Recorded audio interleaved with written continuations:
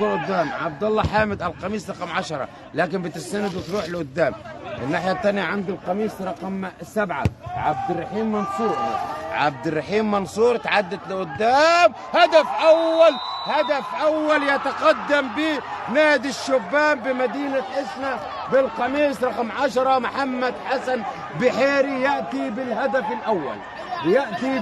الأول. فقط عصام الحضري الحراس الكبار كلهم حسام عقباوي بيرتدي قفاز الإيجاد. عدي كرة هدف بالتأكيد.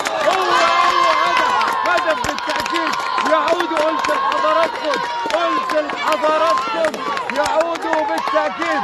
ده رأس كيليان امبابي ورد عبد الراضي من خرم إبرة. سلامات للنجم محمود عبد الراضي. تعدي كرة قدام حسن عبد الناصر عديها قدام عند الليبيري إيرفل.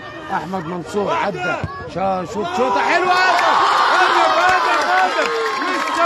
هدف لسه بقول لحضراتكم عليه. النجم الكبير يغيب ويحضر. جماهير جنبينا يعني احمد منصور هدف يعني على طريقة محمد مجدي قفشه.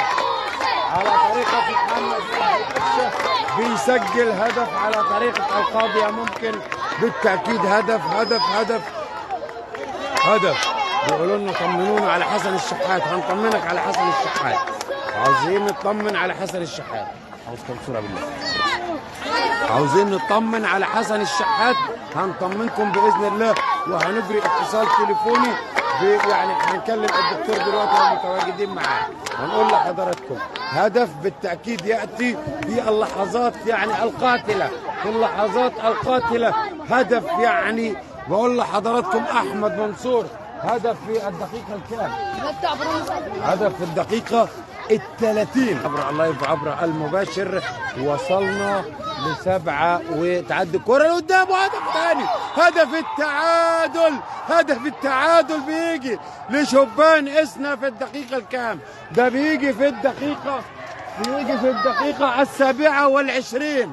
في الدقيقة 27 بتأتي شبان إسنا بهدف التعادل.